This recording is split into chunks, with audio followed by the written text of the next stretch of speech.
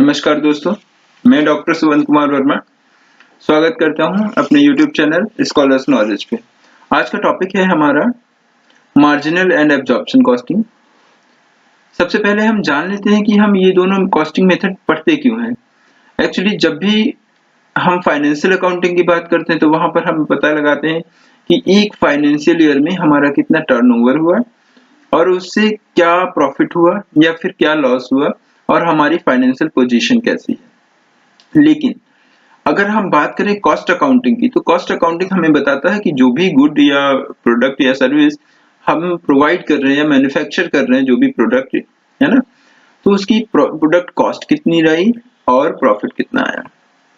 ठीक, तो मेन चीज ये दोनों चीजें जानने के लिए हमारे पास दो टेक्निक्स अवेलेबल है, एक एब्जॉर्प्शन कॉस्टिंग, दूसरी मार्जिनल कॉस्टिंग। मार्जिनल कॉस्टिंग पढ़ने से पहले हमें एब्जॉर्प्शन कॉस्टिंग पढ़ना बहुत जरूरी है, क्योंकि तभी हम दोनों में बेसिक डिफरेंस पता लगा पाएंगे।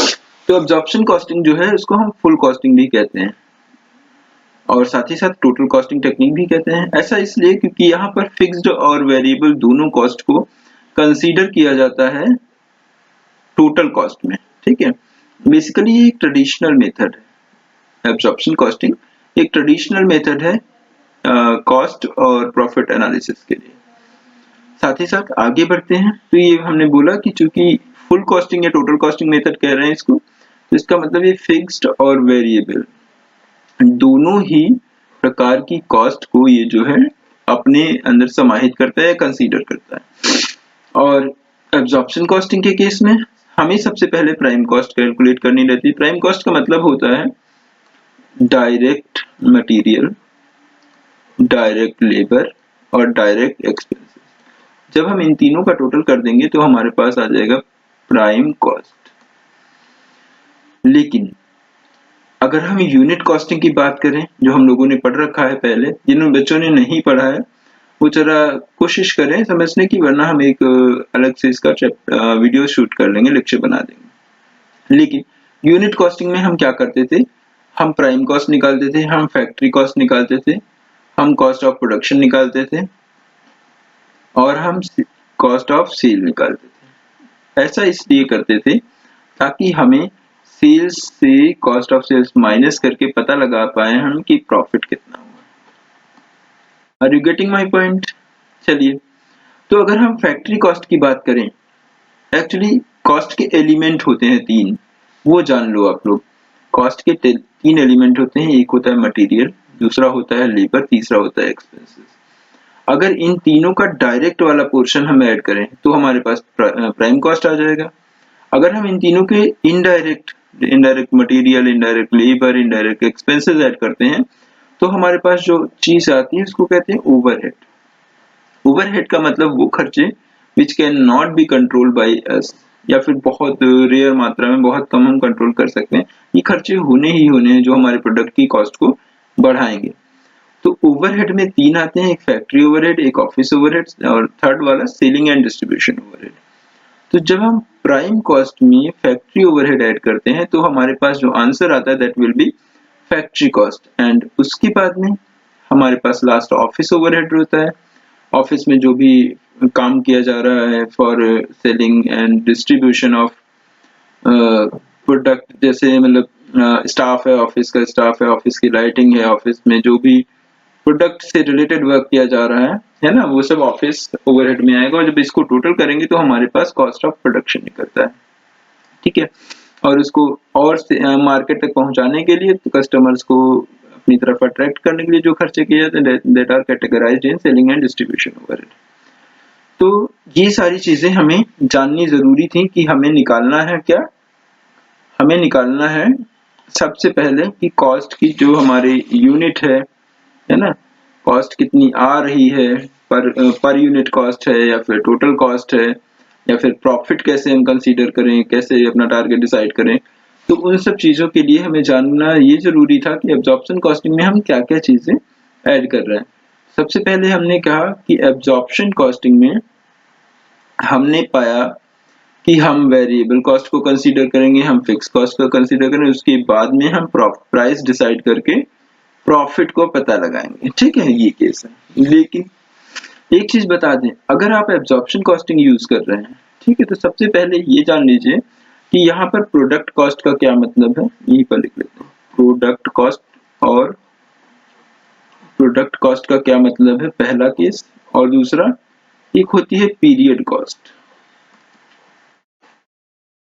एब्जॉर्प्शन कॉस्टिंग के केस में दो टाइप की इन्होंने कॉस्ट कैटेगरी बनाई। पहले तो बताया कि वेरिएबल और फिक्स, फिर कहा कि प्रोडक्ट की कॉस्ट को डिटरमाइन करने के लिए इन्होंने बोला कि प्रोडक्ट कॉस्ट को हम फैक्ट्री कॉस्ट कहेंगे।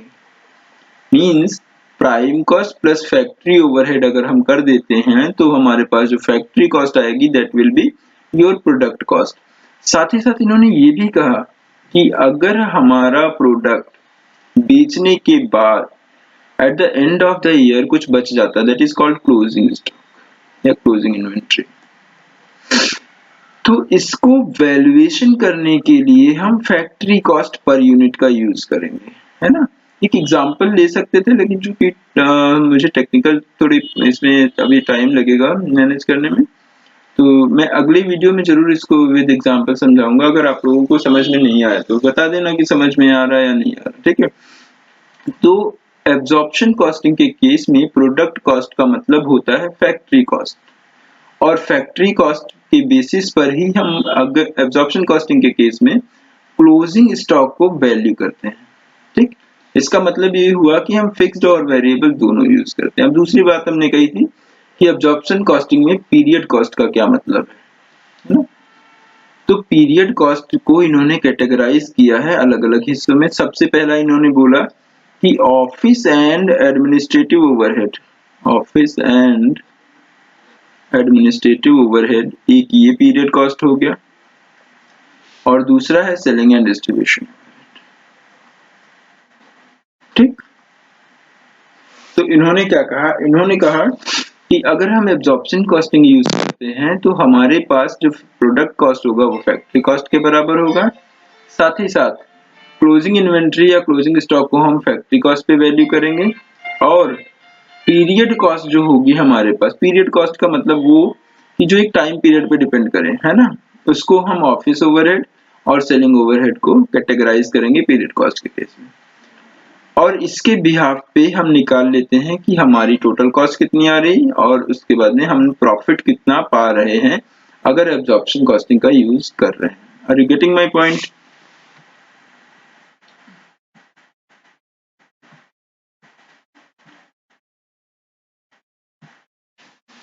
हाँ, अब हमने बात कर ली एब्जॉर्प्शन कॉस्टिंग का क्या सीन था, वो सब हमने देख लिया। अगर हमसे कहा जाए कि आप एब्जॉर्प्शन कॉस्टिंग का यूज करके हमें बताइए कि आपका इनकम स्टेटमेंट कैसे बनेगा। इनकम स्टेटमेंट का जब भी बात करते हैं तो हम लोग सबसे पहले फाइनेंशियल अकाउंटिंग का क्लिक करते हैं ऑप्शन में, कि ट्रेडिंग अकाउंट बनाते थे, पीएल अकाउंट बनाते थे, है ना। दीज आर इनकम स्टेटमेंट, और इसमें क्या होता था, हम ग्रॉस प्रॉफिट निकालते थे और नेट प्रॉफिट निकालते थे। तो सबसे पहला केस, हम चूंकि इनकम स्टेटमेंट बना रहे हैं तो हमें ग्रॉस प्रॉफिट निकालना कंपलसरी होगा, है ना। वो देखते हैं कैसे निकलेगा। जब भी हम बात करते हैं प्रॉफिट की तो हमें पता होना चाहिए कि हमारी सेल्स कितनी है। हमने सेल्स निकाल ली, दी हुई थी हमारे क्वेश्चन में। कॉस्ट ऑफ गुड्स मैन्युफैक्चर्ड, जो सामान हम बना रहे हैं सबसे पहले उसका कॉस्ट पता करेंगे, direct material, direct labour, direct expenses. Fact, चूंकि हमने बोला एब्जॉर्प्शन कॉस्टिंग के केस में हम फैक्ट्री कॉस्ट को, एब्जॉर्प्शन कॉस्टिंग के केस में फैक्ट्री कॉस्ट को प्रोडक्ट कॉस्ट बोलते हैं, ठीक है। तो हमने direct material, direct labour, direct expenses add किए, फैक्ट्री ओवरहेड ऐड किया जिसमें वेरिएबल फिक्स दोनों हो सकता है, और जो आया हमारे पास उसको हम कहेंगे फैक्ट्री कॉस्ट। क्या कहलाया, फैक्ट्री कॉस्ट। अब ध्यान दीजिए, हमने ये भी बोला था कि अगर क्लोजिंग स्टॉक बचता है, पहले तो एक और बात कर लें कि अगर शुरुआती पहले के कोई ओपनिंग स्टॉक रखा है हमारे पास तो वो भी यहाँ ऐड हो जाएगा। लेकिन जितना भी प्रोडक्ट हमारे पास फाइनल प्रोडक्ट अवेलेबल था बेचने के लिए, कोई जरूरी नहीं कि वो सारा बिक जाए, है ना। कुछ तो बचा रह सकता है, तो जो बचा रहेगा वो क्लोजिंग स्टॉक करेगा और उसको हम फैक्ट्री कॉस्ट पे वैल्यू करेंगे, साथ ही साथ उसके अमाउंट को माइनस कर देंगे हम इसमें से, फैक्ट्री कॉस्ट में से, ठीक है, जो आएगा। एक और नया टर्म है जो मैं बताने जा रहा हूँ, देख लो बेटा। एक्चुअली ये थोड़ी सी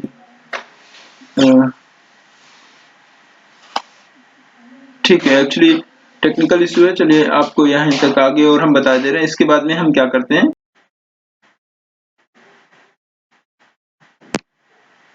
हाँ चलिए आ गया है तो मैं आगे कंटिन्यू कर रहा हूँ। एक्चुअली हम लोग जब बात करते हैं एब्जॉर्प्शन कॉस्टिंग की तो हमने यहाँ तक कर लिया है, क्लोजिंग स्टॉक माइनस कर दिया, जो वैल्यू बची।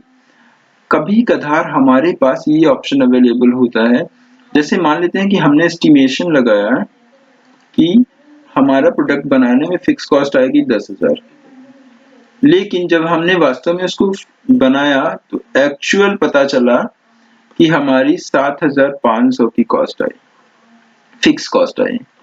तो जो 2,500 हुआ है ना, उस वो अंडर एब्जॉर्प्शन हुआ, कम हुआ एब्जॉर्ब, तो वो 2,500 रुपए जो है फिर इसमें वापस लाके हम ऐड कर देंगे फैक्ट्री कॉस्ट बनाते समय, या फिर हम जब क्रॉस प्रॉफिट का कैलकुलेशन कर रहे हैं, ठीक है। लेकिन अगर इसी का जस्ट अपोजिट होता है, अगर फिक्स कॉस्ट हमारी 10,000 की बजाय 11,000 खर्च हो जाए तो 1,000 जो ज्यादा खर्च हुआ वो हम माइनस कर देंगे इसी में से, फिक्स फैक्ट्री ओवरहेड्स में से, ठीक है। इतना ही जानना था। और इसके बाद में जो आंसर आएगा वो कहलाएगा ग्रॉस प्रॉफिट। और फिर एब्जॉर्प्शन कॉस्टिंग के केस में ग्रॉस प्रॉफिट में से जब हम माइनस कर देते हैं सेलिंग एंड डिस्ट्रीब्यूशन ओवरहेड्स या एडमिनिस्ट्रेशन ओवरहेड्स, चाहे वो फिक्स्ड हो चाहे वो वेरिएबल हो, इन सबको माइनस करने के बाद जो हमारे पास आंसर आएगा that will be your net income या नेट प्रॉफिट। अभी के लिए बस इतना ही। एडवांटेजेस थोड़ी सी हैं, मैं ऐसे बता दे रहा हूँ, कोई मतलब नहीं है इसको बताने का ऐसे, क्योंकि आप लोगों को मुझे लग रहा इसका कॉन्सेप्ट समझ में आ गया होगा, ऐसा टफ था भी नहीं। जब हम एडवांटेजेस की बात कर रहे हैं एब्जॉर्प्शन कॉस्टिंग में, तो जैसे प्राइस डिटर्मिनेशन में हेल्प करता है, gross profit net profit calculation में हेल्प करता है, ये कॉस्ट को सेपरेट करने के सोल्यूशन प्रोवाइड करता है ना। साथ ही साथ क्लेरिफिकेशन में प्रोवाइड करता है कि हम कितनी यूटिलिटी या फिर प्रोडक्शन रिसोर्सेज जो हमारे पास अवेलेबल है उनको कितना यूटिलाइज कर पा रहे हैं, नहीं कर पा रहे हैं। साथ ही साथ एक बहुत बढ़िया ये जो इसका जो एडवांटेज है दैट इज ये डिफरेंशिएट करता है प्रोडक्ट कॉस्ट और पीरियड कॉस्ट को, ठीक है। चलिए इतना ही रखते हैं आज के लिए, धन्यवाद। और प्लीज हमारे इस चैनल को लाइक, सब्सक्राइब और शेयर करना ना भूलें, क्योंकि अब मैं रुकने वाला नहीं हूँ। अब हर रोज आपके लिए एक नया टॉपिक होगा, भले ही वो 10-12 मिनट का हो। और मैं चाहता हूँ कि कॉमर्स का सब कुछ जितना भी सिलेबस है, चाहे वो अकाउंटिंग हो, चाहे वो कंपनी लॉ हो, मार्केंटाइल लॉ हो, है ना, मार्केटिंग मैनेजमेंट हो, कोई भी सब्जेक्ट कॉमर्स का हो, उसके सारे वीडियो जब तक सारे टॉपिक्स हम कवर नहीं कर लेंगे तब तक चुप नहीं बैठेंगे। आज अब युद्ध स्तर पर हमारी इसकी शुरुआत होगी। धन्यवाद दोस्तों, बहुत अच्छा लगा आप लोगों से बात करके।